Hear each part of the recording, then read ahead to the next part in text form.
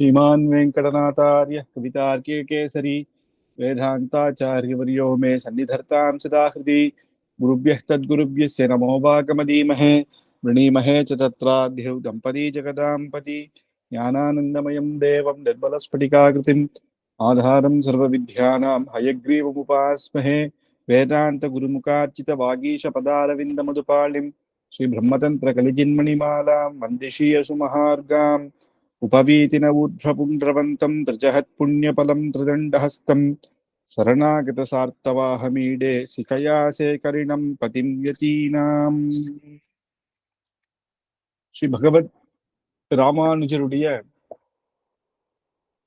யதிராஜ சப்ததி பார்த்துட்டு இருக்கோம். சுவாமி தேசிகன் மங்களாசாசனம் பண்ணிருக்கேன். பாஷ்யக்கார் ஆச்சாரியர்கள்ல முக்கியமான நம்ம போன வாரத்துக்கு முன் வாரம் ஸ்ரீ பாஷ்யக்காரருடைய பெருமையெல்லாம் பார்த்தோம்.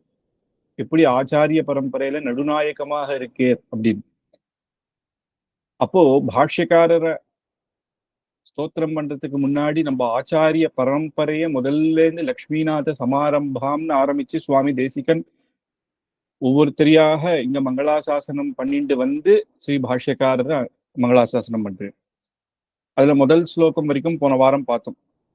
கமப்யாத்யம் குரும் வந்தே கமலாகிருஹமேதினம் பிரவக்தா சந்தசாம் வக்தா பஞ்சராத்திரஸ்ய ஸ்வயம் அப்படின்னு எப்பேற்பட்ட பகவான் வேதத்தை சிருஷ்டிச்ச உன்னையே பிரம்மாவை தன்னுடைய நாபிக்கமலத்திலிருந்து சிருஷ்டிச்சு வேதத்தை அனுகிரகிச்சேரோ அதோட சேர்த்து இந்த பாஞ்சராத்திரம் ஆகமத்தையும் கொடுத்து எப்படி பகவானை ஆராதிக்கிறது அப்படின்றதும் அந்த பகவானை ஆராதிக்கிறது சரணாகதி இது எல்லாமே அந்த இடத்துல வரும். எப்படி கோவில்கள்ல திருவாராதனங்கள் உற்சவங்கள் எல்லாமே 5 ராத்திரி இருந்து பெருமாளே ஸ்வயமாக அனுகிரகிச்சார். அதனால இப்பேற்பட்ட வசத்தியான நம்ம பாஞ்சராத்திர ஆகமம் நமக்கு கொடுத்து அங்க சொல்லும் பொழுதே பெருமாளை இங்க முதல்ல மங்களாசாசனம் பண்ணும் பொழுதே வெறும் பெருமாள்ல கமலா கிரகமேதினி அப்படின்னு லக்ஷ்மிநாதன் அப்படின்னு பெருமாளையும் தாயாரையும் பிரிச்சே எங்கேயுமே கிடையாது. ஸ்ரீமத் ராமாயணத்துல சூர்பனக்கு என்ன பண்ணான்னா சீதாதேவியை பிரிச்சு ராமனை மட்டும் அடையணும்னு நினைச்சான். ராவணன் ராமரை விட்டு சீதாதேவியை மட்டும் எடுத்துட்டு போனான். இப்ப இவா 2 பேருமே கடைசியில என்ன ஆனா அப்படின்னு நமக்கு தெரியும். ஆனா இவா 2 பேரையும் சேர்த்தே சேவிக்கணும்னு நினைச்ச ஹனுமார் இன்னைக்கு எல்லா இடத்திலையும் கொண்டாடத்தக்கவராக இருக்கே, பூஜ்யராக இருக்கே. அப்போ ராமன் அப்படின்னாலே ஹனுமார் எல்லாருக்குமே ஞாபகம் வரும். அப்பேற்பட்ட ஹனுமாருடைய பக்தி வசத்தி. அதனால பெருமாளும் தாயாரையுமே சேர்த்திதான் மங்களாசாசனம். நம் சம்பிரதாயத்துக்கே அது ஒரு ஏற்றம். லக்ஷ்மிநாத சமாரம்பாம் அப்படி. அதுக்கு அடுத்த ஸ்லோகத்துல சொல்லும் பொழுது தாயார ஸ்தோத்திரம் பண்றது. அப்ப இங்க கேள்வி வருது, பெருமாள் முதல்லயே பெருமாள் தாயார் சேர்த்து சொல்லியாச்சு, திருப்பியும் தாயாருக்கு என்ன தனி ஒரு ஸ்லோகம் அப்படிங்கும் பொழுது நம்ம குரு பரம்பரையும் அப்படிதான் இருக்கு. அது என்ன அப்படின்னு நம்ம இப்ப பார்த்துட்டு வருவோம். பெருமாளும் தாயாரும் அப்படிங்க இங்க பரவாக்கோட்ட சுவாமி வியாக்கியானம் பண்ணும்பொழுது என்ன சொல்றாரு, மாதா பிதா குழந்தைக்கு அம்மா அப்பால அம்மா கொஞ்சம் இன்னும் அதிகமான பாசம். அதுக்குன்னு அம்மா அப்பா பாசம் இல்லைன்னு அர்த்தம் இல்லை, அம்மா கிட்ட இன்னும் கொஞ்சம் அதிக பாசமும். அதனால இங்க தனியாவும் தாயார ஒரு மங்களாசாசனம் பண்றேன் அப்படி. அங்க சொல்லும் பொழுதும் எப்படி பிராட்டி பெருமாளை சேர்த்தே சொன்னேரோ இங்க கூட சகதர்மச்சரீம் சௌரேஹே சம்மந்திரித ஜகத்திதாம் அனுகிரகமயீம் வந்தே நித்யமஜாத நிகிரகம் அப்படின்னு சகதர்மச்சரி அப்படின்னா பெருமாளுக்கு ஏத்த சகதர்மச்சரி அப்படின்னு தர்மபத்னி அப்படின்னு சொல்றோம் இல்லையா. நம் சம்பிரதாயத்துல கணவன் மனைவி அப்படின்னாலே தர்மம், அவருடைய தர்மத்துக்கு ஏத்தபடி இருக்கக்கூடிய தர்மபத்னி. அப்ப சகதர்மச்சரியம் அப்படின்னு பகவானுடைய எந்த எந்த இதெல்லாம் இருக்கோ பகவானுக்குள்ள அத்தனையுமே தாயாருக்கும் உண்டு. சிருஷ்டி ஸ்திதி லயம் தாயாரும் பண்றா, பெருமாளும் தாயாரும் சேர்ந்தேதான் பண்றா. மோட்சம் கொடுக்கறதும் நம்ம ஏற்கனவே பார்த்திருக்கோம். தாயார் புருஷகாரம் பண்ணா கூட மோட்சம் கொடுக்கிற இடத்திலையும் உபாய திசையிலையும் தாயாரும் பெருமாளுமாக சேர்த்தியாகவே இருந்துதான் நமக்கு அனுகிரகம் பண்றா அப்படி. அப்ப பெருமாள் தாயார் பெருமாளை விட ஒரு படி வசதி தாயார். ஏன்னா தாயார் புருஷகாரமும் பண்றா. அந்த புருஷகார இது பெருமாளுக்கு கிடையாது. மற்ற 4 குணங்களான சிருஷ்டி ஸ்திதி லயம் மோட்சம் இது தருது 2 பேருக்கு சமமா இருக்கு. அது இல்லாம எக்ஸ்ட்ராவா தாயாருக்கு புருஷகாரம். நம்ம குழந்தை வந்திருக்கான், அவனை நீர் சேர்த்துக்கணும் அப்படின்னு நம்மளுக்கு ஏத்து சொல்றான். அதனாலதான் பகவானுடைய தர்மம் என்ன அப்படின்னா ராமாவதாரத்துல சொல்றாரு இல்லையா, அபயம் சர்வபூதேபியோ ததாமியேதத் விரதம் மம. அபயம், யார் ஒருத்தன் அபயம் அப்படின்னு வந்தாலும் சரணாகதி பண்ணாலும் அவனுக்கு நான் அனுகிரகம் பண்ணி ஏற்றுக்கணும் அவனுடைய சரணாகதி. அது என்னுடைய விரதம் அப்படிங்கிறது. விரதம்னா என்னன்னா, அதை நான் பண்ணியே தீருவேன், நான் விரதமா இருக்கம்பா, எப்படியாவது இதை முடிச்சு ஆகணும் அப்படிங்கிற மாதிரி விரதம் மம. யார் ஒருத்தன் வந்தாலும், சத்ரு பட்சத்திலிருந்து வந்தா கூட, என்ன சொல்றேன்னா ராவணனே வந்தா கூட சரணாகத்தின்னு வந்துட்டா அவனை நான் சேர்த்துப்பேன் அப்படிங்கிறது. அப்போ அவருக்கு ஏத்த ஜோடியா இருக்கணும் இல்லையா. அப்ப சகதர்ம அப்படின்னு சொல்லும் பொழுது சீதாதேவி முதல்ல இருந்தே பார்க்கலாம். கல்யாணம் பண்ணி கொடுக்கிற சமயத்திலேயே ஜனக மகாராஜர் என்ன சொல்றார், இயம் சீதா மம சுதா சகதர்மச்சரி தவ அப்படின்னு சொல்லும் பொழுது இயம் சீதா, இவள் சீதை அப்படின்னு. அதுக்கே வியாக்கியானம், பல வியாக்கியானம் இருக்கு. இயம் சீதான்னு சொல்லும் பொழுதே அப்ராக்கிருத திவ்யமங்கலம். அந்த தாயார் ஒருத்தருடைய கர்ப்பத்தில இருந்து அவதாரம் பண்ணல, பூமியிலிருந்தே அவதாரம் பண்ணாள். அப்பேற்பட்ட பிராட்டி சீதா. இயம் சீதா, இந்த சீதை மமசுதா, என்னுடைய குழந்தை அப்படிங்கிறது. முதல்லயே சொல்லலாமே என்னுடைய குழந்தைன்னா, நேரடியாக ஜனக மகாராஜருக்கு பிறக்காட்டியும் தான் அப்படிதான். அதனால இயம் சீதா பூமியிலிருந்து கிடைச்சா கூட அப்பா அம்மா அப்பா அப்படிதான் இருக்கேர், தானும் பெண்ணாகத்தான் இருக்கான். மமசுதா, என் பெண் அப்படின்னு. எப்பேற்பட்ட ஜனகராஜனா எந்துன்னு சொல்லவே மாட்டார் அவர். அவருடைய கண்ணன் கீதையிலேயே சொல்லும் பொழுது பக்தி யோகம் சொல்ற இடத்துல உதாகரணமா கொடுக்கும்போது ஜனகர் போல அப்படிங்கிற. அந்த மாதிரி கீதையில நமக்கு உதாகரணம்ங்கிறது கிடைக்கிறதே கஷ்டம். அந்த மாதிரி 2 உதாகரணம் தான். அதுல ஒரு எக்ஸாம்பிளாக எடுத்து சொல்றேன்னா அப்ப ஜனக மகாராஜர் எப்பேற்பட்டவர்னு பார்க்கணும். பிரம்மஜானி அவர். அவருடைய ஒரு ரிஷி இவருடைய யோகத்தை, இவருடைய எப்படி இவருடைய ஞானத்தை பரிசீல பண்ணணும் அப்படின்னு யோகத்தினாலேயே ஒரு நெருப்பெறிகிற மாதிரி ராஜ்யத்தை எரிய வச்சுட்டாரு. நெருப்பெறியது ஜனக மகாராஜர் அப்படியே உட்கார்ந்துருக்கு. என்னன்னு கேட்டா, போட்டமே இந்த சரீரம் தானே போறது, ஆத்மான்றது சாஸ்வதம் தானே அப்படின்னு இருக்கிறான். அதனால நம்ம வாயால சொல்றோம், அது ஹிருதயத்துல அப்படியே இருக்கணும். அப்பேற்பட்டவர். அப்ப ரிஷியே பார்த்து எப்பேற்பட்ட பிரம்மஜானி பாணி அப்படின்னு. ஆனா என்னதுன்னு ஒண்ணு கூட சொல்லல. ராஜ்யத்தை பண்றது கூட பகவத் கைங்கரியமாகத்தான் பண்றேன். அப்படி இருக்கும் பொழுது என்னுடைய குழந்தைன்னு சொல்றேன்னா அப்ப எப்பேற்பட்ட குழந்தையாக இருக்கணும். அப்போ அதனால அவர் தெரிஞ்சு வச்சுன்னு இருக்கேன். ஜனக மகாராஜருக்கு தெரியும் சாட்சாத் மகாலட்சுமியினுடைய அம்சம்தான் சீத்தை அப்படின்னு.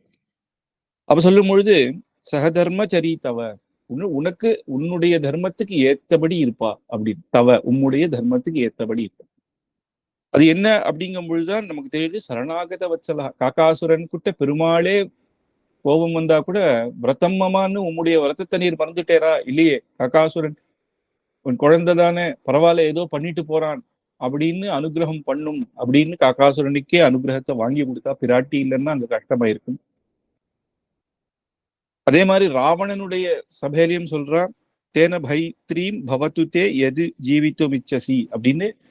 ராவணன் அவன் அசுரனாக இருக்கிறதுனால அவனுக்கு இந்த சரணாகதி போய் பெருமாள் கிட்ட பண்ணு அப்படின்னா அவனுக்கு ஒரு அவமானம். அவை இன்னொருத்தன் காலில் அவன் போய் விழுவானா அப்படின்னு. அதனால என்ன சொல்ற, தேன மைத்ரீம் பவத்துதே, நீ போய் ஒரு மித்திரமா பெருமாள் கிட்ட போய் நான் நண்பன் அப்படின்னு என்னை கொண்டு விட்டுரு, அவர் உன்னை ஏத்துப்பேர், உன்னை மன்னிச்சுடுவேர் அப்படிங்கிறான்னா எப்பேற்பட்ட அனுகிரகம். அதான் சொல்ற, சீத்தை அகப்பட்டுட்டாலே ரொம்ப ஆச்சரியமாக பெரியவா வியாக்கியானம் பண்ணியிருக்கான். அயோத்தியில இருக்கும் பொழுதே சீதாராமருக்கு முதல்ல பட்டாபிஷேகம் அப்படின்னு தசரதர் எல்லா இடத்துலயும் அறிவிச்சுட்டு, அப்ப இவா அங்க ரங்கநாதன் கிட்ட போய் அன்னைக்கு திருவாராதனம், நாளைக்கு ராஜாவாக போறான்னா ராத்திரி விரதம் இருக்கணும். இந்த ரங்கநாதன் இப்ப ஸ்ரீரங்கத்தில் இருக்கவர் தான் அங்க குலதெய்வமாக இருந்தேன், அயோத்தியாவுக்கு ரகுவம்ச ராஜாவாக இருந்தேன். அப்ப அந்த இடத்துல பிராட்டியும் ராமனும் அங்க கைங்கரியம் பண்றான். அதை வால்மீகி மகரிஷி சொல்லும் பொழுது சகபத்யா விசாலாட்சா அப்படின்றது. அவளுடைய கண்கள் அப்படியே விசாலமாக, விசாலாட்சா சகபத்யா விசாலாட்சா அப்படின்னு சொல்றது. அப்போ என்னன்னா அங்க நிறைய பேர் பலவிதமான வியாக்கியானம். ஏன்னா ராமரே சாட்சாத் பெருமாள், அவர் ரங்கநாதனுக்கு அவர் வேற இவர் வேற கிடையாது. அந்த ரங்கநாதனுக்கு அவர் பண்ற அந்த உபச்சாரங்கள் அதெல்லாம் பார்த்து சீதாதேவியினுடைய கண் மலர்ந்தது, விசாலமாக ஆச்சு அப்படின்னு சந்தோஷத்தினால. அப்படின்னா அது மட்டும் இல்ல, அதுக்கு அடுத்தது சொல்றேன், அப்படி பெருமாள் அப்படி ஓரக்கண்ணால் அப்படி பாக்குறாளாம். என்ன அப்படின்னா, என்ன அவசரம் பட்டாபிஷேகத்துக்கு? நீர் அவதாரம் பண்ணச்சு என்ன சொல்லி வந்தேர் தேவர்கள் கிட்ட? ராவண வதம் பண்றேன்னு சொன்னேரா? அங்க ரிஷிகள்லாம் காட்டுல கஷ்டப்பட்டு இருக்கா, தேவர்கள்லாம் கஷ்டப்பட்டு இருக்கா, நம் குழந்தைகள்லாம் கஷ்டப்பட்டு இருக்கு. இப்போ இந்த பட்டாபிஷேகம் நமக்கு தேவையா அப்படின்னு ஆச்சரியமா வியாக்கியானம். அதனால அப்படி அப்படி ஓரக்கண்ணால ராமரை பாக்குறாளாம். என்னன்னா, உடனே புறப்படும் வனவாசத்துக்கு போய் ராவணவதம் முடிஞ்சு வந்து எல்லா குழந்தைகளும் சந்தோஷம் திருப்திப்படுத்தி, தேவர்களும் சந்தோஷமானும் ரிஷிகளும் சந்தோஷமானும் அப்பேற்பட்ட பாகவதோத்தமர்களான ஆஹ் விபீஷணன் எல்லாருக்கும் ராஜ்யத்தை கொடுத்து, சுக்ரீவருக்கு ராஜ்யத்தை கொடுத்து கடைசியா தான் ராஜ்யத்தை ஏத்துக்கிறார். குழந்தை பசியில இருக்கும் பொழுது அம்மா அப்பா இலை போட்டு வந்தியில உட்கார்ந்து சாப்பிடுவாளா? அந்த மாதிரி சொல்றது. அதனால தாயாருடைய மனோபாவம் அப்பேற்பட்டது. அதே மாதிரி ராவணனுக்கும் புத்தி எடுத்து சொல்றா. அப்படிலாம் பார்க்கும் பொழுது எவ்வளவு இது தெரியுது. அதனால அவருடைய விரதம்னு சொன்னா கூட அதை அவரே மறந்துடக்கூடாதுன்னு தான் பக்கத்துல இருந்து ஒவ்வொரு இடத்திலையும் காட்டுறா. அதனால சகதர்மச்சரீம் சௌரேகே, சௌரேகேன்னா இங்க சாட்சாத் பகவான் சம்மந்திரித ஜெகத்திதாம் அப்படின்னு பெருமாளும் தாயாருமாக சேர்ந்து பேசுறாளாம். சேர்ந்து பேசி என்னன்னா ஜெகத்திதாம், இந்த உலகத்துக்கான ஹிதம் என்ன, எல்லாரையும் உஜ்ஜீவனம் பண்றது என்ன, எப்படி பண்ணணும், ஏதாவது ஒரு லகு உபாயம், இதுதான் எப்பயுமே அவ வந்து ரெண்டு பேருமாக சேர்ந்து பண்றா. அதனால தாயாருக்கு எப்பயுமே அந்த ஹிதத்தினால என்ன அப்படின்னா அனுகிரகமயம் வந்தே, எப்பயுமே அனுகிரகம் தான். நித்தியம் அஜ்ஞாத நிகிரகம், ஒரு க்ஷணமும் ஒரு நாளும் ஒரு க்ஷணமும் தாயார் ஒருத்தரை நிகிரகம் பண்ணணும் அப்படின்னு நினைச்சதே கிடையாது. பெருமாள் கூட என்ன சாது ரட்சணம் துஷ்ட நிகிரகம் தர்ம சம்ஸ்தாபனார்த்தாய சம்பவாமி யுகே யுகேன்னு சொல்லும் பொழுதே துஷ்ட நிகிரகம் அங்கு உண்டு. ஆனா தாயாருக்கு அந்த துஷ்டரை கூட எப்படியாவது மனசு மாத்தி அவனுக்கு அனுகிரகம் பண்ணி அவரையும் நம் குழந்தைதானே அப்படின்னு, ஒரு தாயாருக்கு 4 குழந்தை இருக்கு, ஒண்ணு ஏதோ ஒரு சகவாசத்தினால கெட்டு போனாலும் அதை எப்படியாவது மாத்துதானே பாப்பா, தண்டனை கொடுத்துருவாளா? கொடுக்க மாட்டாளே. அதனால எப்பயுமே அனுகிரகமே வடிவு கொண்ட அப்படிங்கிற அனுகிரகம் ஐயின் எப்படி தயாசதகத்துல சமஸ்த ஜனனீம் வந்தே சைத்தன்ய ஸ்தன்யதாயினீம் ஸ்ரேயசீம் ஸ்ரீனிவாசஸ்ய கருணாமிவ ரூபிணீம் அப்படின்னு, ஸ்ரீனிவாசனுடைய கருணைக்கு ஒரு ரூபம்னு இருந்தா அந்த ரூபம்தான் தாயார் அப்படின்னு எப்படி சொல்றாரோ அனுகிரகம் ஐயும், அந்த அனுகிரகமே ஒரு வடிவமாக இருந்தா சாட்சாத் தாயார் மகாலட்சுமி. அப்பேற்பட்ட தாயாருக்கு வந்தே நமஸ்கரிக்கிறேன். நித்தியம் அஜ்ஞாத நிகிரகம், எப்பொழுதுமே அந்த நிகிரகம் அப்படின்னே கிடையாது. அப்ப ஆச்சாரிய கோஷ்டியில சொல்லும் பொழுது பெருமாளும் தாயாரும் சொல்லிட்டு தனியா பிராட்டியை ஏன் சொல்லுவானே அப்படின்னா, சம்மந்திரித ஜெகத்ஹிதாம் அப்படின்னு பார்த்தோம் இல்லையா, ரெண்டு பேரும் சேர்ந்து எப்படியாவது இந்த லோகத்துக்கு நல்லது பண்ணணும்னு பாக்குறான். முதல்ல பெருமாள் பிரளயத்தை உண்டாக்கினதுக்கு அப்புறம் ஏகஹான் அவர் ஒருத்தரே எல்லாரையும் தன்னுடைய வயிற்றுல வச்சுண்டு அவர் ஏகஹான்னு ஒரே ரூபமாக இருக்கு. அப்ப தாயார் தான் பிரேரணை பண்றா, இப்படியே இருந்துட்டா இந்த ஜீவன்கள்லாம் என்ன ஆகும், அதுக்கும் ஜட பொருளுக்கும் சம்பந்தமே இல்லாத போயிடுது. ஒரு உலகம்னு ஒரு லோகத்தை சிருஷ்டிச்சு அவளுக்கு ஒரு சரீரத்தை கொடுத்து நல்லதை பண்ணுவோம் அப்படின்னு உடனே பகவான் மேற்கொண்டு சிருஷ்டியை பண்ண உடனே முதல்ல பிரம்மாவை வந்து தன்னுடைய நாபிக்கமலத்திலிருந்து பிரம்மாவை அவதரிச்ச உடனே அவருக்கு வேதத்தை உபதேசம் பண்றேன். அந்த பிரம்மா மதுகைட்டவர்களாலே வேதத்தை அபகரிச்சுட்டு போச்ச கூட ஹயக்ரீவராக வந்து மறுபடியும் அந்த வேதத்தை மீட்டு கொடுத்து மறுபடியும் உபதேசம் பண்றேன். அது மட்டும் இல்லாத எத்தனையோ தர்ம சம்ஸ்தாபனம் பண்ணிட்டு இருக்கு. அதோட நிறுத்தி இல்ல, ஆச்சாரியர்களாக வந்து இந்த பூமியில இருக்க எல்லாருக்கும் அனுகிரகம் பண்றேன். அப்படி கூட கிருத்தயுகம் துவாபரயுகம் வரைக்கும் பார்த்தா பக்தி யோகம் தான் அதிகமாக இருக்கு. ஆனா பெருமாளும் தாயாரும் பேசுற கலியுகம் வந்துருச்சு, கலிப்பிரபாவம் இன்னும் அதிகம். இந்த இடத்துல பக்தி யோகம் அப்படின்னா என்ன அப்படின்னு நமக்கு புரிஞ்சுக்கிறதுக்கே பல நாள் ஆகும். இன்னும் நம்ம ஆச்சாரிய பரம்பரை பார்த்துன்னு வந்தா பக்தியோகமே இப்ப இல்ல, இப்ப யாருக்கும் தெரியாது. அப்படி ஆயிடுச்சு. நாதமுனிகளுக்கு அப்புறம் அது இல்லாமையே போயிடுச்சு அதுக்கப்புறம். அப்போ நமக்கு சரணாகதியே ஒண்ணு. அப்போ அந்த இடத்துல திருக்குறுகை அப்படின்ற அந்த ஊர்ல நம்மாழ்வார் அவதரிச்சிருக்கு. அந்த நம்மாழ்வாருக்கு இந்த நம்மாழ்வாரை வைத்துதான் இந்த லோகத்துக்கு இந்த சரணாகதி மார்க்கத்தை உபதேசம் பண்ணணும். அப்ப தாயார் பெருமாள் கிட்ட கேட்கிறான், இப்ப போய் நம்ம வந்து முதல்ல அப்ப நம்மாழ்வார் உலகத்துக்கு உபதேசம் பண்ணனா நம்மாழ்வாருக்கு முதல்ல உபதேசம் பண்ணணும் இல்லையா? நம்மளது வந்து பரம்பரை. நானா ஒரு புஸ்தகத்தை எடுத்து பார்த்து படிக்கிறது அப்படின்னு கிடையாது, சம்பிரதாயமாக வரணும். அப்பேற்பட்ட ஞானம் தான் ரொம்ப முக்கியம். சித்தம் சத் சம்பிரதாயே அப்படின்னு சுவாமி தேசிகன் எடுத்து சொல்றாரு. நம்ம ஆச்சாரியர்கள் அந்த சம்பிரதாயமா வந்து அவா வழி வழி வழி வந்த ஞானம் ரொம்ப முக்கியம். அதனால இப்போ நம்ம ஆழ்வாருக்கு உபதேசம் பண்ணலாமே அப்படின்னு உடனே பெருமாள் சொல்றேன், சரி நான் போய் பண்றேன் அப்படின்னு சொல்லும் பொழுது தாயாரே சொல்றாளாம், இது சரி கிடையாது, இது முறை கிடையாது. ஏன் அப்படின்னா, ஒரு யானையை வைத்துதான் யானையை அடக்கணும். நம்ம போய் நான் தான்ப்பா புருஷார்த்தம், என்ன அடைய என்னையே சரணாகதி பண்ணு அப்படின்னு சொன்னா யாரும் மதிக்க மாட்டா. அது இல்லாம அது அது சரிப்படாது. அதுக்குதான் இது அழகாக பெரியோர்கள் சொல்லும்போது சொல்லுவா, கண்ணன் கீதை உபதேசம் பண்ணேன், அப்ப கேட்டது அர்ஜுனன், கடைசியில அர்ஜுனன் கூட சரணாகதி பண்ணலையா. அதே கீதா பாஷ்ய பண்ணி ஸ்ரீ பாஷ்யக்காரரோ சுவாமி தேசிகனோ வந்து சொன்னப்போ இந்த சரணாகதி சம்பிரதாயத்துக்கு பல பேர் உருவாயினோம். ஏன்னா எப்பயுமே தன்னுடைய பெருமையை சொல்லிட்டு என்கிட்ட சரணாகதி பண்ணுன்னு ஒருத்தர் சொன்னா அதை யாரும் பொருட்படுத்த மாட்டான். அதனால தாயார் சொல்றாலாம், அதை காட்டிலும் நம்ம என்ன பண்ணலாம்னா, ஒரு யானையை வைத்து யானையை அடக்குதுமா போலே அப்படின்னு நம்ம விக்ஷசேனரை அனுப்பிச்சு அவர் மூலமாக உபதேசம் பண்ணலாமே அப்படின்னு. விக்ஷசேனர் சேன முதலியார் அடுத்த ஸ்லோகத்துல அவரை பத்தி மங்களாசாசனம். அப்போ தாயார், அதனால அப்ப பெருமாள் சொல்றாராம் தாயார்கிட்ட, நம்ம தான் இத்தனை நாள் பேசியிருந்தோம் இல்லையா, பெருமாள் தாயாருக்கு உபதேசம் பண்ணதே கிடையாது. ஏன்னா அவ 2 பேருமே நமக்கு சுவாமி. பெருமாள் தாயாருக்குள்ள இதுல யாரு சுவாமின்னு நம்ம நினைக்கவே வேண்டாம். அவ 2 பேரும் சமம். 2 பேருமே சுவாமி, நம்ம எல்லாருமே சேஷன். அவாதான் நம்ம எல்லாருக்கும் சுவாமி. அதனால அவ 2 பேரும் சேர்ந்து பேசிண்டா இந்த குழந்தைகளை எப்படி உஜ்ஜீவனம் பண்ணணும் அப்படின்னு. இப்ப பெருமாள் சொல்றேன் தாயார, வைகுண்டத்துல இருக்கிற நித்திய சூரிகளுக்கு எல்லாம் இந்த கைங்கரியம் பெருமாளுக்கு இப்படி பண்ணுங்கோ அப்படி பண்ணுங்கோ அப்படின்னு சொல்றதே தாயார் தான்.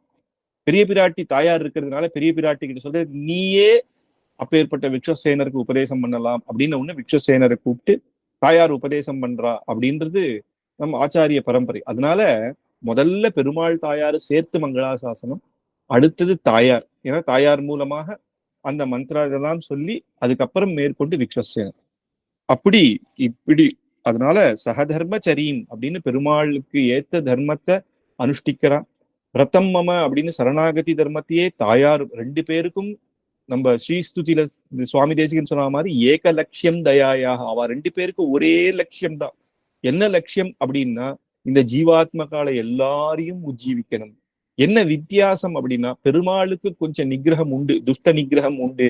தாயாருக்கு நித்தியம் அஜ்ஞாத நிகிரகம்னு ஒரு நிகிரகம் அப்படின்றதே தெரியாதாம் தாயாருக்கு. எல்லாரையும் அனுகிரகம் பண்ணணும், மனசு மாத்தணும், எல்லாரையும் ஏத்துக்கணும், அப்பேற்பட்ட தாயார். அதனால சௌரேகே சகதர்ம சரியும் சௌரே அப்படின்னு பகவானுடைய சகதர்மையாக இருந்து சம்மந்திரித ஜெகத்கீதாம், மந்திராலோசனை அப்படின்னா 2 பேரும் சேர்ந்து என்ன பேசுறா அப்படின்னா, இந்த லோகத்துக்கு ஹிதம் பண்ணணும் அப்படின்னு, எப்பயுமே அனுகிரகம் பண்ணணும் அப்படின்னு இருக்கா அப்படின்றதுதான் மூலமாக தாயாரை இங்க மங்களாசாசனம் பண்றே சுவாமி தேசிகன். இதுக்கு அடுத்தது நம்ம ஆச்சாரிய பரம்பரையில விக்ஷசேனர் சேனை முதலையார் அப்படின்னு நம்ம சொல்றோம். வந்தே வைகுண்ட சேனான்யம் தேவம் சூத்ரவதி சகம் எத்வேத்ர சிகரம் ஸ்வந்தே விஸ்வமே தத்யவஸ்திதம் அப்படின்னு வந்தே வைகுண்ட சேனான்யம் அப்படின்னு முதலையே நமஸ்கரிக்கிறேன் அப்படின்னு சேவிக்கிறேன் அப்படின்னு. இந்த வைகுண்டத்துக்கு சேனை முதலியார், சேனை அப்படின்னா சீஃப், கமாண்டர் இன் சீஃப் அப்படின்னு சொல்லுவோம். எல்லா படைகளுக்கும் படைத்தலைவனாக முன்னிருந்து நடத்துறவர் அப்பேற்பட்ட விக்ஷசேனர். வைகுண்ட சேனான்யம் அப்படிங்கும் பொழுது சேனாபதி ஆழ்வான் அப்படி. தேவம் சூத்ரவதி சகம், சூத்ரவதி அப்படின்றவர் இவர் நித்திய சூரிகள்லே தலைவர். இவருடைய தர்மபத்னி பேரு சூத்ரவதி அப்படின்னு. சூத்ரவதி இங்க தாயாரோட அந்த தர்மபத்னியோட சேர்ந்து சொல்றதுக்கும் ஒரு காரணம் இருக்கு. எறும் விக்ஷசேனர் அப்படின்னு மங்களாசாசனம் பண்ணிருக்கலாமே அப்படின்னா, சில ஆழ்வார், நம்ம திருமங்கை ஆழ்வார் பார்ப்போம். திருமங்கை ஆழ்வார் தாயாரோட தான் எப்பயுமே எழுதியிருக்கேன். காரணம் என்னன்னா, அந்த தாயார்னாலதான் அவர் வந்து திருமங்கை ஆழ்வாரையே நம்ம சம்பிரதாயத்துக்கு கொண்டு விட்டா. என்ன கல்யாணம் பண்ணி, இவர் ஆசைப்பட்டேர், என்ன கல்யாணம் பண்ணிக்கணும்னா நீர் முதல்ல ஸ்ரீ வைஷ்ணவனாக மாறணும், 1000 பாகவதர்களுக்கு ததியாராதனை பண்ணி அவளுடைய ஸ்ரீபாத தீர்த்தம் எடுத்துக்கணும் தினம் அப்படின்னு சொன்னா அப்பதான் என்ன கல்யாணம் பண்ணிக்கிறாங்க. அதுலதான் அந்த கைங்கரியத்தை பண்ணி பண்ணி அப்படியே பெருமாளுடைய அனுகிரகத்தை பெற்று பெருமாளை சாட்சா்காரம் பண்ணி நமக்கு ஆச்சரியமான பிரபந்தத்தை தரையர் இல்லையா. அப்போ அந்த இடத்துல குமுதவல்லி நாச்சியார் தாயார் எவ்வளவு முக்கியத்துவம். அந்த மாதிரி இங்க சூத்ரவதி அப்படின்ற அம்மாவும் அந்த விக்ஷசேனர் இந்த இந்த எல்லாரையும் அனுகிரகிக்கணும் அப்படின்றதுல அவர்கிட்ட சொல்லி அனுப்புறாளாம். அதனால அந்த தாயாரோட சேர்த்து சிகரம் ஸ்பந்தே அப்படின்னு அவர் கையில ஒரு செங்கோல் இருக்கு. அந்த செங்கோல் நம்ம ஏற்கனவே தயாசதகத்திலையும் பார்த்திருக்கோம்.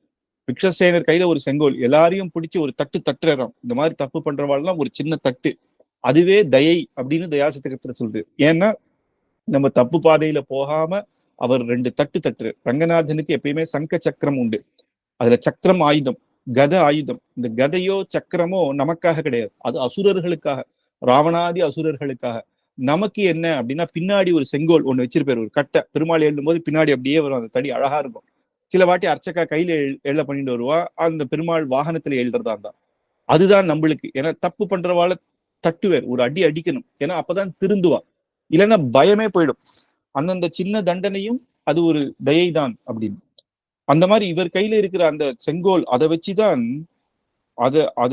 அதை வச்சுதான் இந்த உலகத்தையே ஆட்சி பண்றது. முதல்ல பெருமாள் தாயார் இருந்தாலும் சில காரியங்கள் விக்ஷசேனர் கிட்ட கொடுத்து பொறுப்பா கொடுத்திருக்கா. அவருடைய அந்த செங்கோலுக்கு பயந்து எல்லா உலகங்களும் எல்லா தேவர்களும் அந்தந்த சமயத்துல அவாவாளுக்கு கொடுத்த அந்த இதெல்லாம் ஒழுங்காக பண்றா. விஸ்வமே தத் வியவஸ்திதம் அப்படின்னு இந்த உலகத்தையே கண்ட்ரோல் பண்ற இந்த அண்ட சராச்சரங்களும் இந்த பிரபஞ்சமும் இப்படி இந்த நிலையில நிக்கிறதுன்னா, இந்த சூரியன் உதிக்கிறது, அப்பேற்பட்ட இந்த பூமிகள்லாம் அந்தந்த இடத்துல அது சுத்துறது அப்படின்னா சாட்சாத் விக்ஷசேனருடைய இந்த செங்கோல் தான் அதுக்கு காரணம் அப்படின்னு இங்க சொல்றது. இதுல முக்கியமாக என்னன்னா, நித்திய சூரிகள் நம்ம பார்த்தோம். நம்ம ஜீவாத்மாவை 3ஆ பிரிக்கிறா. பத்தர்கள் அப்படின்னா நம்ம இந்த பூமியில இருக்கிறோம், இந்த கர்மவசத்தினால இன்னும் இந்த பூமியிலேயே இருக்கும். நம்ம இன்னும் மோட்சம் அடையாம புனரப்பி ஜனனம் புனரப்பி மரணம் அப்படின்னு இப்படியே இந்த பூமியில இருக்கிறவள பத்தர்கள் அப்படின்னுவா. யார் ஒருத்தர் பக்தியோகமோ சரணாகதியோ பண்ணி பகவான் மோட்சத்துக்கு அடைகிறவாள முக்தர்கள். நித்திய சூரிகள் அப்படின்னா அவ இந்த மாதிரி நம்மள மாதிரி இந்த பூமியில பிறந்து சரணாகதி பண்ணி மோட்சம் அடைஞ்சவா கிடையாது. எப்பயுமே அனாதி காலமாக பெருமாள் இருக்கிறதுல இருந்து அவ கைங்கரியம் பண்ணிட்டே இருக்கா. அதுல முக்கியமான நித்திய சூரிகள் அப்படின்னு பார்க்கும் பொழுது அனந்தகருட விக்ஷசேனர்கள் அப்படின்னு நம்ம சொல்றோம், ஆதிசேஷன். ஆனா அதை விட எத்தனையோ பேர், எவ்வளவு ஜீவாத்மார்களோ அத்தனை நித்திய சூரிகள் அங்க பாக்கியசாலிகளாக இருந்து பெருமாள் பரம ஞானிகளாக சர்வஜர்களாக இருந்து ஒரு தோஷமும் இல்லாத பெருமாளுக்கு ஸ்ரீ வைகுண்ட லோகத்துல கைங்கரியம் பண்ணிட்டு இருக்கா. நம்மாழ்வார் மங்களாசாசனம் பண்ணும் பொழுது திருவாய்மொழியில கடைசியில சொல்றார், வைகுந்தம் புகுவது மன்னவர் விதியே அப்படின்னு. அதுக்கு சில பேர் அர்த்தம் எப்படி சொல்றா அப்படின்னா, வைகுந்தம் புகுவது, இந்த பூமியில பிறந்தவர்கள் எல்லாருக்கும் வைகுந்தம் ஒரு நாள் போயே தீரணும் அப்படின்னு சொல்றா. ஆனா சுவாமி திருக்குறுகை பிரான் பிள்ளான் அப்படி வியாக்கியானம் பண்ணல. ஏன்னா அது முன்னாடியில சொல்லியிருக்கணும். இப்போ இவன் வைகுண்டத்துக்கு போக வந்துட்டான். இந்த பாசுரம் சொல்ல போறது என்ன, கடைசி 10க்கு முன்னாடி 10. இங்க இவன் பிராணத்தை விட்டுட்டு அவன் அர்ச்சிராதி கதியில போற சொல்லக்கூடிய இடத்துல இந்த வருது. இந்த இடத்துல திருப்பியும் பூமியில இருக்கிறவங்க எல்லாரும் மோட்சத்துக்கு போகணும் அப்படின்னு சொல்ல வேண்டிய அவசியமே கிடையாது. ஒரு நாள் வருவா அப்படின்னு சொல்ல வேண்டிய அவசியம் கிடையாது. என்னன்னா வைகுந்தம் புகுவது மன்னவர் விதியே அப்படின்னா, அந்த நித்திய சூரிகள் அங்க இருக்கிற முக்தர்கள்லாம் இவன் புதுசா ஒரு ஜீவன் இந்த பூமியிலேருந்து வருத பார்த்து அவள்லாம் கைகளை கூப்பிக்கிறாளாம். இனிமேது இவர் நம்மளோட பெருமாளோட நமக்கோட சேர்ந்து கைங்கரியம் பண்ண போறே, நம்ம என்ன பாக்கியம் பண்ணோம், அதனால மன்னவர் விதியே எங்கு நாங்கள்லாம் என்ன பாக்கியம் பண்ணோம் அப்படின்னு. ஏன் அப்படி சொல்றா அப்படின்னா, நித்திய சூரிகள் இவாளோட வசதி தானே அப்படின்னா, அவ எப்படி பாக்குறா அப்படின்னா, நம்ம எப்பயுமே அவ அனாதி காலமாக பெருமாளோட இருக்கா. அதனால அவளுக்கு அவ தப்பு பண்ணலன்னு சொல்றது பெரிய விஷயம் இல்லை. ஆனா இந்த பூமியில இருந்து இந்த கலி பிரபாவத்துல இருந்து எவ்வளவோ கஷ்டங்கள் பட்டுண்டு இந்த இந்திரியங்கள்லாம், சுவாமி தேசிகனே சொல்றாரு இல்லையா, இந்த இந்திரியங்கள்லாம் நான் சொல்றதை கேட்க மாட்டேங்கிறது, என்ன 5 முதல்ல பிடிச்சிருக்கு அப்படிங்கிற. அப்படி இந்த இந்திரியங்கள் நம்மளுடைய கண்ணோ நம்மளுடைய மனசோ நம்ம கிட்ட இருக்கிறது இல்லை. அப்பேற்பட்ட இந்த கலிப்பிரபாவத்திலையும் யாரோ ஒருத்தன் பக்தியோகமோ சரணாகதியோ பண்ணி பகவத் கிருபைக்கு பாத்திரமானான்னா அதுதானே வசதி. ஃபர்ஸ்ட் பெஞ்ச்ல நல்லா படிக்கிற பையன்னா அதை விட கடைசி பெஞ்ச்ல உட்காந்து எல்லா லூட்டியும் பண்றான், ஆனா 100க்கு 100 மார்க் வாங்குறான்னா எப்படிடா அப்படின்னு இல்லையா, அது ஒரு வசதி. அந்த மாதிரி இந்த ஜீவர்கள் இவ்வளவு கஷ்டத்துல இருந்தும் எப்படி பகவத் கிருப்பையை பெற்றார்கள் அப்படின்னு நினைக்கும் பொழுதே, அதனாலதான் வாசுதேவ சதுர்லபகா அப்படின்னு வாசுதேவன் தான் சர்வமிதி ச மகாத்மா சுதுர்லபகான்னு கண்ணன் கீதையில சொல்றேன். வாசுதேவன் தான் சர்வம் அப்படின்னு சும்மா வாயால சொல்றது இல்ல, எண்ணத்தினால இருக்கிறவர்கள் அப்பேற்பட்ட மகான்கள் எனக்கு எனக்கு கிடைக்கிறதே கஷ்டம் அப்படிங்கிறது சுதுர்லபகா அப்படின்னு. அதனால இப்படி ஒருத்தன் வந்தானே அப்படின்னு நித்தியசூரிகள் கொண்டாடுறா இல்லையா, இததான் பரவாக்கோட்ட சுவாமி இங்க தேவம் சூத்திரவதி சகம் அப்படின்றது இடத்துல வியாக்கியானத்தை எடுத்து காட்டுற. அதனால நித்தியசூரிகளுக்கு இந்த பூமியிலிருந்து வரவாழலாம் அவ்வளவு பாக்கியம் அப்படின்னு. அதனால இப்ப தாயார் என்ன சொன்னா, அங்க நம்மாழ்வார் எழுதியிருக்கேர், நம்மாழ்வாருக்கு போய் விக்ஷசேனரை உபதேசம் பண்ண சொல்றா இல்லையா, தாயாரே விக்ஷசேனருக்கு உபதேசம் பண்ணி நீர் போய் பண்ணும் அப்படின்னு சொன்ன உடனே சூத்திரவதி தேவி நீர் போவானாமே, ஏன் நீர் ஏன் ஜீவலோகத்துக்கு போறார், ஏன்னா தேவர்களே நம்ம பூமியில இறங்க மாட்டா, அவ கால் பூமியில படாதான், ஆகாசத்திலேயே இருந்துதான் பார்ப்பாளாம். ஏன்னா நம்ம எப்படி ஒரு புழு பூச்சி நம்மளோட கீழே இருக்கிற ஜந்துக்களை நம்ம பாக்குறோமோ, தேவர்கள் நம்மள அப்படி பார்ப்பா. ஏன்னா ஒசத்தி ஒசத்தி ஒசத்தி. ஆனா பகவான் அப்படி கிடையாது, பகவான் எல்லாரையும் சமமா பார்ப்பார். ஆனா இந்த நித்தியசூரிகள் எனக்கு என்ன வம்புன்னு சொல்லாம சூத்திரவதி தேவி சொல்றாளாம், நீர் போரும், உடனே போரும், நீர் போய் உபதேசம் பண்ணி எல்லாரையும் கூட்டுண்டு வாரும், அவள்லாம் மோட்சம் அடைஞ்சா நம்மளுக்கு தானே பாக்கியம் அப்படின்னு நினைக்கிறா. அந்த பாசுரத்தை வச்சு சொல்றேன். அதனால கூட அனுப்புறார். அந்த தைரியமாக தன்னுடைய பர்த்தாவை நீர் அனுப்பிச்சு போய் நீர் பண்ணும், தாயார் சொல்லியாச்சு இல்லையா அப்படின்னு அனுப்புறதே ஒரு பெரிய விஷயம். இந்த காலத்துல நிஜமாவே சன்னியாசாசிரமத்துல இருந்து சுவாமிகள் வந்து எவ்வளவோ பண்றான்னா அதுக்கு அவளுடைய அந்த பூர்வாசிரமத்துல இருக்க அவ தர்ம பத்னிக்கு நம்ம எல்லாம் மங்களாசாசனம் பண்ணணும். ஏன்னா யாரு அனுப்புவா இந்த காலத்துல, சம்பிரதாயத்துக்குன்னு விடுறா இல்லையா. அந்த மாதிரி இந்த இடத்துல அப்படி இல்லை, ஆனாலும் பூமியில வருதுன்றது நித்தியசூரியலுக்கும் இங்க பல தோஷங்கள் இருக்கிற இடம், அங்க வைகுண்டம் எப்பேற்பட்ட இடம். ஆனா தாயார் சொன்ன உடனே அனுப்புறா இல்லையா, அதனால எல்லாருக்கும் நன்மை அப்படின்னா பெருமாளுடைய என்ன உத்தேசமோ நித்தியசூரிகளுக்கும் அதுவேதான் சங்கல்பமாக இருக்க அவர் அனுப்புறதுனால இங்க தாயார் அந்த சூத்திரவதி தேவியினோட சேர்த்து அப்பேற்பட்ட விக்ஷசேனருக்கு இங்க மங்களாசாசனம் பண்றேன் அப்படின்னு. எத்திர பூர்வே சாத்தியாசந்தி தேவாக அப்படின்னு நித்தியசூரிகள் எல்லாரும் அது நித்தியசூரிகளுக்கு தலைவனான விக்ஷசேனர் இங்க அனுப்புறேன் அப்படின்னு இந்த இடத்துல சொல்லி இங்க ஆச்சரியமாக இங்க விக்ஷசேனர் மங்களாசாசனம் பண்றது. அடுத்தது நம்மளுடைய அவதரிச்சு இந்த பூமியில அவதரிச்சு நமக்கு முதல் ஆச்சாரியன் அப்புறம் ஏற்கனவே பார்த்தோம் லக்ஷ்மிநாதன், அப்புறம் தாயார் விக்ஷசேனர், இவாள்லாம் வைகுண்டத்துல இருக்கிறவா இங்க அவதாரம் பண்ணியிருக்கலாம். ஆனா இந்த பூமியிலேயே இருந்து அதுக்கப்புறம் அந்த ஆச்சாரிய பரம்பரை அப்படின்னு ஆரம்பிக்கிறதுன்னு பார்த்தா முதல்ல நம்மாழ்வார்.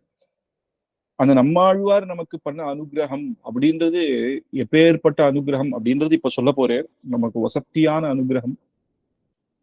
அந்த நம்மாழ்வார நான் நமஸ்கரிக்கிறேன். எஸ்ய சாரஸ்வதம் ஸ்ரோதோ வகுலா மோதவாசிதம் ஸ்ருதீனாம் விஸ்ரமாயாலம் சட்டாரிம் தமுபாஸ்மஹே. இங்க உபாஸ்மஹே என்று சட்டாரிம் பகவானுடைய சட்டாரி ஸ்ரீ சட்டாரி திருவடியே நம்மாழ்வார் தான். உபாஸ்மஹே அப்படிங்கும் போது இங்க என்ன அர்த்தம்னா உபாசிக்கிறோம், நாங்கள் உபாசிக்கிறோம் அப்படிங்கிற முதல் 3 ஸ்லோகத்துல வந்தே வந்தே அப்படின்னு சொல்லும் பொழுது நான் பெருமாள் தாயாரை சேர்த்து சேவிக்கிறேன், விஸ்வசேனரை சேவிக்கிறேன் அப்படின்னு. அப்ப சிங்குலர், நான் சேவிக்கிறேன். இங்க சொல்லும் போது நாங்க சேவிக்கிறோம் அப்படின்னு எல்லாரையும் சேர்த்துண்டு நம்மாழ்வார உபாசனம் பண்றேரே அப்படின்னா அது எப்பேற்பட்ட காரணம் இருக்கணும் அப்படிங்கும் பொழுது ஆச்சாரியர்கள் என்ன வியாக்கியானம் பண்றான்னா, நம்மளை எல்லாரும் சேர்த்து கைங்கரியம் பண்ணணும்னு கூப்பிட்டது யாருன்னா நம்மாழ்வார். ஒழிவில் காலமெல்லாம் உடனாய் மன்னி வழிவிலா அடிமை செய்ய வேண்டும் நம்ம எல்லாம் கைங்கரியம் பண்ணணும். நான் கைங்கரியம் பண்றேன் அப்படின்னு நினைக்கல, எல்லாரும். அதுக்கு திருக்குகை பிரான் பிள்ளான் வியாக்கியானம் பண்ணும் பொழுது ஆழ்வார் தன்னையும் தன்னுடைய திருவுள்ளத்தையும் தன்னுடைய திருவள்ளம் போலே பகவதேக போக்கியராயிருப்பாரையும் கூட்டிக் கொண்டு பகவானுக்கு கைங்கரியம் பண்ண வேண்டும் அப்படிங்கிறது. அந்த கைங்கரியம் ஆவது அப்படின்னு மேற்கொண்டு வியாக்கியானம். தன்னுடைய திருவுள்ளத்தையும் கூப்பிட்டு, திருவுள்ளம் தான் நம்ம சொல்றது, மனசு நம்ம சொல்றது கேட்காது, நமக்கு முன்னாடியே அது ஓடிடும். அதனால மனசையும் கூப்பிட்டுக்கிறாராம். நம்ம மனசு போலயே பகவானு கைங்கரியம் பண்ணணும்னு யாரெல்லாம் இருக்காளோ, சத்குணத்துல ஆசை யாருக்கெல்லாம் இருக்காளோ எல்லாரையும் கூட்டிக் கொண்டு நம் கைங்கரியம் பண்ணணும் அப்படின்னு திருமலையில திருவேங்கடமுடியானுடைய மங்களாசாசன பாசுரத்துல நமக்கு காட்டுறார் இல்லையா. அது எப்பேற்பட்ட பெருமை. அதனால நமக்கு இந்த இப்பேற்பட்ட சரணாகதி சாஸ்திரத்தை முதல்ல பிரபன்னஜன சந்தான கூட்டஸ்தரான நம்மாழ்வார் அப்படின்னு சொல்றோம். அந்த பிரபத்தி மார்க்கத்துக்கு முதல்ல இருந்து அனுகிரகிச்சவர் சாட்சாத் பகவானுடைய திருவடியாக சட்டாரியாக இருக்கக்கூடிய சடகோபன் அப்படிங்கிற நம்மாழ்வார். அதனால நம்ம எல்லாரும் சேர்ந்து அவரை உபாசிக்கணும் அப்படின்னு சட்டாரிம் தம் உபாஸ்மஹே அப்படின்னு சொல்றேன். எஸ்ய சாரஸ்வதம் அப்படின்னு சொல்லும் பொழுது யாதொரு அந்த நம்மாழ்வாருடைய எஸ்ய அப்படிங்கும் பொழுது சாரஸ்வதம் சரஸ்வதி தேவியினுடைய சம்பந்தம். சாரஸ்வதம் ஸ்ரோதோ அப்படின்னா பிரவாகமான அப்பேற்பட்ட தன்னுடைய பிரபந்தங்கள் பிரவாகமாக போறதாம். எப்படி கங்கா ஜல பிரவாகம் மாதிரி ஆழ்வார்னுடைய பிரபந்தம், அதுவும் முக்கியமாக திருவாய்மொழி சாரஸ்வதம் ஸ்ரோதோ அப்படின்னு சமுத்திரம் அப்படியே பிரவாகமாக இருக்கக்கூடிய வகுலாமோதவாசிதம் அப்படின்னு திருக்குறகை பிரான் அந்த பெருமாள் வகுளம் புஷ்பத்தை நம்மாழ்வாருக்கு நம்மாழ்வார் மங்களாசாசனம் பண்ணதுனால அப்பேற்பட்ட புஷ்பத்தை கொடுக்கிறேன். அந்த வகுலா புஷ்பம் அப்படின்னு வகுலாமோத வாசித்தம் அப்படின்ற அந்த புஷ்பமே மகிழும்பு அழகாக வாசனையோட உள்ளது. அதுவும் பெருமாள் சார்த்தின்ற ஒரு புஷ்பம் அப்படின்னா அதை ஆச்சாரியர் சார்த்திக்கும் பொழுது பெருமாளுடைய சம்பந்தத்தோட சேர்த்து ஆழ்வாருடைய சம்பந்தத்தோட சேர்த்து இன்னும் ஆச்சரியமாக வாசனை இருக்கு. அப்ப ஆழ்வார்னுடைய அந்த திரு உடம்பிலிருந்து அந்த இதிலிருந்து வருது வாசனை மட்டும் இல்ல, அவருடைய அந்த பிரபந்தங்களுமே அப்படி வாசனை அடிக்கிறதா. அப்பேற்பட்ட ஏன்னா பெருமாளை ருசிச்சு சொல்றதுனால அந்த பக்தியோட சொல்றதுனால அந்த கிரந்தங்கள்லயே அப்பேற்பட்ட வாசனை. சுவாமி தேசிகனும் சொல்றது இல்லையா, மடப்பள்ளி வந்த மனம் எங்கள் வார்த்தையுள் மன்னியுதே அப்படின்னு. பாசுரங்கள்ல எப்படி வாசனை இருக்கும் அப்படின்னா, எங்க மடப்பள்ளியில எங்க பாஷ்யக்காரர் எங்க தாத்தாக்கு கிடாம்பி ஆச்சாருக்கு சொல்லி கொடுத்த அந்த ரகசியார்த்தங்கள் தான் என்னுடைய கிரந்தங்கள்ல வாசனையாக இருக்கும். புலிஹோர வாசனை அப்படிங்கிற, ஏன்னா அங்க மடப்பள்ளியில பண்ணக்கூடிய அந்த புலிஹோர வாசனை போல அப்படி ஆழ்வார்னுடைய பிரபந்தம். ஸ்ருதீனாம் விஸ்ரமாயாலம் அப்படின்னு வேதங்கள்லாம் வேத மாதா வேதத்தை உபதேசம் பண்ணிட்டே பிரம்மாவுக்கு. அதுக்கப்புறம் லோகத்துல எல்லாரும் வேத அத்தியனம் பண்ண ஆரம்பிச்சுட்டா. ஆனா அதுக்கப்புறம் என்ன ஆச்சுன்னா ஒவ்வொரு மதங்கள்லயும் வேதத்துக்கு ஒவ்வொரு விதமாக அர்த்தங்கள் பண்ண ஆரம்பிச்சு. லோகமே சூன்யம் அப்படிங்கிறா, பிரம்ம சத்தியம் ஜெகன் மித்யா அப்படிங்கிறா, பிரம்மா சத்தியம் தான்ப்பா இந்த ஜெகத்து மித்தியை அப்படிங்கிறா. ஆனா இதெல்லாம் பார்த்து பெருமாளுக்கு என்னன்னா, உண்மையா இந்த வேதத்துக்களை சொன்னபடி என்ன இதுவோ அதை உபதேசம் பண்ணணும். அதனாலதான் முதல்ல நம்மாழ்வார் ஸ்ருதினா அந்த வேதமே கஷ்டமாயிட்டான், இப்படி இல்லாம அர்த்தத்தை கல்பிக்கிறாளே அப்படிங்கும் பொழுது விஸ்ரமாயாளம் அப்படின்னு இந்த நம்மாழ்வார்கிட்ட அது சந்தோஷப்படுறதா. அப்பா இவர்கிட்ட நம்ம சேர்ந்தோம்ப்பா, இவர்தான் ஆச்சரியமான அந்த வேதத்தினுடைய பிரவாகம் இருக்கு இல்லையா, சமுத்திரம். அந்த சமுத்திரத்துல எல்லாம் கிடைக்கும், உள்ள ரத்னங்களும் கிடைக்கும், உப்பு ஜலமும் கிடைக்கும். ஆனா நம்மாழ்வான்றவர் மேகம் என்ன பண்ணோம்னா, உப்பு ஜலத்தை எடுத்தா கூட நமக்கு எப்படி நல்ல மழையைதான் பெய்யுமோ, வேதத்திலிருந்து சாரத்தை மட்டுமே நமக்கு எடுத்து நம்மாழ்வார் கொடுக்கிறார். அப்ப வேதத்துல அசாரம் இருக்கா அப்படின்னு நினைக்க வேண்டாம். ஏற்கனவே நம்ம தயாசதகத்துல அதை டீட்டெயிலா பார்த்திருக்கோம். வேதம் எல்லாருக்கும் எல்லா புருஷார்த்தம் தர்மார்த்த காம மோட்சம் அவாவாளுக்கு ஏற்றபடி கொடுத்திருக்கு. நல்ல தனம் வேணும்னா அந்த அந்த ஹோமங்கள் பண்ணா அது நல்லா அடையிறான். சத்ருஞ்சய ஹோமம் அது பண்ணா இருக்கலாம், அதெல்லாம் நமக்கு முக்கியம் இல்லை.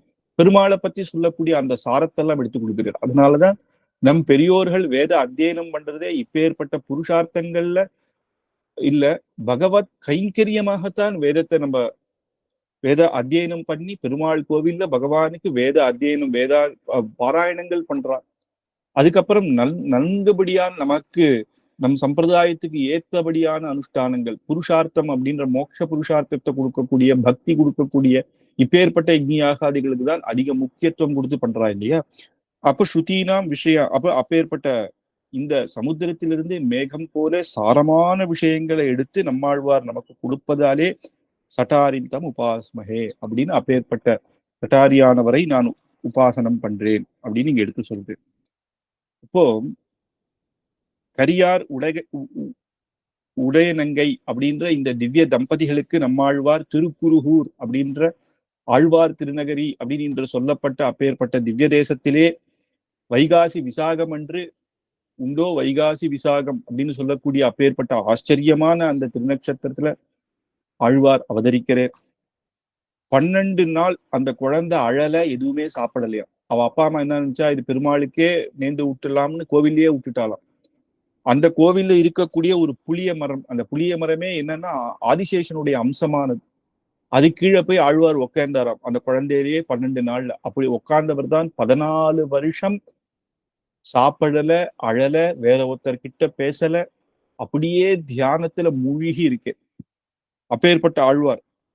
அந்த சமயத்துலதான் விக்ஷசேனர் வந்து பஞ்சசம்ஸ்காரங்கள் பண்ணி மந்திரோபதேசங்கள் அர்த்தங்கள் எல்லாம் சொன்னேர் அப்படின்றது பெரியோர்களுடைய இது. அதெல்லாம் ஆன பிறகுதான் 16 வருஷம் கழிச்சு மதுர கவிகள், அந்த மதுர கவிகள் வந்து அவர் அயோத்தியா தேசத்து பக்கம் போயிட்டு இருக்கும் பொழுது அங்க ஒரு ஒளியை பார்த்து அந்த ஒளியை என்ன இது அப்படின்னு அது பின்னாடி தேடிந்து வரும் பொழுது அது ஆழ்வார் திருநகரிக்கு வரைக்கும் வந்திருக்கு. அது வரைக்கும் அவர் பின்னாடியே நடந்து வந்து இந்த புளியம் இதுல உள்ள போச்ச அந்த அங்க பார்த்தா இங்க அப்பேற்பட்ட ஒல்லியாக இருக்கக்கூடிய அப்பேற்பட்ட நம்மாழ்வாரை பார்த்து இவர் பிரகாசமாக இருக்கிறே, இவர்கிட்ட ஒரு கேள்வி கேட்கலாம். அவர் ஆச்சாரியன் வேணும் ஆச்சாரியன் வேணும்னு தேடிட்டு இருக்கேன், யார் எனக்கு உபதேசம் பண்ணுவா அப்படின்னு மதுர கவிகள். அப்ப நம்மாழ்வாரை சேவிச்ச உடனேயே முதல்ல கேட்கிறாராம், செற்றதில் சிறியது பிறந்தால் எற்றை தின்று எங்கே கிடக்கும் அப்படின்னு.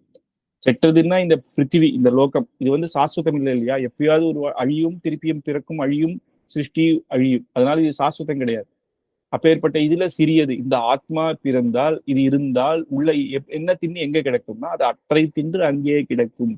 அது இந்திரியல் மூலமாக இந்த சுகத்தையும் இந்த துக்கத்தையும் பார்த்துட்டு அது அப்படியே தான் இருக்கும் அப்படின்னு. அப்ப இதுக்கு வேற வழியே இல்லையா அப்படிங்கும் பொழுதுதான் திருவாய்மொழி எடுத்து அனுகிரகம் பண்ணே உயர்வர உயர்ந்ததுன்னு அப்பேற்பட்ட பகவான் சரணாகதி சாஸ்திரத்தை நமக்கு எடுத்து கொடுக்கிறார். அதனால விக்ஷசேனர், அதுக்கப்புறம் நம்மாழ்வார் மதுர கவிகளுக்கு இந்த இப்பேற்பட்ட ஆச்சரியமான பிரபந்தத்தை கொடுக்கிறேன். அதுவும் 4 பிரபந்தங்கள் நம்மாழ்வார் பண்றே, திருவிருத்தம், திருவாசரியம், திருவாய்மொழி, பெரிய திருவந்தாதி அப்படின்னு. திருவிருத்தம் அப்படின்றது ரிக்வேத சாரமாக இருக்கும், திருவாசரியம் அப்படின்றது எஜுர், திருவாய்மொழி சாமவேத சாரம், பெரிய திருவந்தாதின்றது அதர்வண வேதம் அப்படின்னு 4 வேதங்களுக்கு 4 திவ்ய பிரபந்தங்களை கொடுத்தேர் அப்படின்னு ஆச்சரியமாக இந்த இதை கொடுத்தேர். அப்படி பொலிய நின்ற பிரான் அப்படின்னு சின்ன வயசுலயே 16 வருஷம் இந்த பசி இதுவும் தூக்கம் இல்லாத இருந்தே இல்லையா, யோகத்திலேயே இருந்து. அதனால என்னன்னா பிறக்கும் போது நமக்கு சட்டவாயுன்னு ஒண்ணு இருக்கும், அதனாலதான் நமக்கு பசிக்கும், சாப்பிடுவோம், தூங்குவோம் எல்லாம். அந்த சட்டவாயுவையே ஜெயிச்சுட்டு அந்த தூக்கம் இந்த இதெல்லாம் ஜெயிச்சதுனால அவருக்கு சடகோபன் என்ற திருநாமம். பொலிய நின்ற பிரான் மகிழம்பு கொடுத்ததுனால வகுலாபரணன் அப்படின்ற திருநாமம். அப்புறம் பிற மதங்கள் எல்லாம் ஜெயிச்சு அந்த தன்னுடைய பிரபந்தங்கள்ல விஸ்தாரமாக எடுத்து காமிச்சு அதெல்லாம் ஏன் தப்புன்னு சொன்னதுனால பராங்குசன் அப்படின்ற திருநாமம். பராங்குசன் நாயகியாகவே தன்னை பாவிச்சுண்டு பெருமாள் கிட்ட தன்னுடைய பிரேமையை பக்தியை காட்டினதுனால பராங்குச நாயகி அப்படின்னும். அப்படி திருக்குறுகை பிரான் அப்படின்னு திருக்குறுகையில் அவதாரம் பண்ணதுனால திருக்குறுகை பிரான் அப்படின்றதும் நம்மாழ்வாருடைய திருநாமம். அதுதான் திருக்குறுகை பிரான் பிள்ளான் அப்படின்ற நம்மாழ்வாருடைய திருநாமத்தை தான் திருமலை நம்பிகள் அவருடைய குமாரருக்கு வைக்கிறார். அப்படி ஆழ்வார்னாலே நம்மாழ்வார் தான். மற்ற ஆழ்வார் பேரு சொல்லணும். பெரிய பெருமாள் அப்படின்னாலே ரங்கநாதன் தானே. அப்படி திருமலை அப்படின்னாலே திருமலை தான். எவ்வளவோ வடநாட்டு திருப்பதி அப்படி இப்படின்னு சொன்னாலும் திருப்பதினாலே சாட்சாத் திருவேங்கடமுடியான் தான். கோவில் கோவில் திருமலை, பெருமாள் கோவில்னாலே தேப்பெருமாள் கோவில தான் குறிக்கிறது. அந்த மாதிரி ஆழ்வார் அப்படின்னாலே நம்மாழ்வாரை குறிக்கும் அப்படின்றது. அப்பேற்பட்ட நம்மாழ்வார் நமக்கு இந்த பிரபந்தத்தை நமக்கு புரியும்படி அந்த தமிழ் பாஷையில சாரத்தமம் அதை நமக்கு அனுகிரகிச்சு, அது சர்வயோக்கியதாம் அப்படின்னு தயாசத்துக்கு சொல்றாரு. எல்லாரும் நம்ம சொல்லலாம். வேதம் அப்படின்னா ஸ்திரீகள் சொல்றதுக்கு இல்ல, உபநயனம் ஆயிருக்கணும் அப்படின்ற சில நியமங்கள்லாம் உண்டு. அதை புரிஞ்சுக்கிறதுக்கான கஷ்டம் ஞானம் இன்னும் அதிகமாக வேண்டும். அதை சாரமமாக நேர பெருமாளை சேவிக்கும்படி வேதம் சொல்றதெல்லாம் அந்தர்யாமியான பகவானையும் வைகுண்டநாதனையும். ஆனா ஆழ்வார் சொல்றது இப்பேற்பட்ட திவ்ய தேசம் 36 திவ்ய தேசங்கள் நேர போய் பெருமாளை சேவிச்சிடலாம். அப்பேற்பட்ட திவ்ய தேசத்தை கொண்டு நம்ம பெருமாளை இங்க இருக்கிற பெருமாளை சொல்லி நமக்கு அனுகிரகிச்சதுனால இந்த பிரபந்தத்துக்கு ஏற்ற, அதனால அப்பேற்பட்டது ஒரு ஸ்ரோதஸா இருக்கு அப்படின்னும். அப்பேற்பட்ட சட்டாரிம் தம் உபாஸ்மகே அப்படின்னு ஆழ்வாரம் மங்களாசாசனம் பண்ற இந்த ஸ்லோகத்துல. இதோட இங்க இன்னைக்கு நிறுத்திக்கலாம். மேற்கொண்டு உய்ய கொண்டார் மனக்கால் நம்பி, அப்புறம் ஆளவந்தார் பெரிய நம்பி, அதுக்கப்புறம் பாஷ்யக்கார் அப்படின்ற அந்த ஆச்சாரியர் குரு பரம்பரையும் நம்ம மேற்கொண்டு அடுத்த வாரம் பார்க்கலாம் அப்படின்னு முடிச்சுக்கிறேன். கவிதார்க்கிக சிம்ஹாய கல்யாண குணசாலினே ஸ்ரீமதே வெங்கடேஷாய வேதாந்த குரவே நமஹ.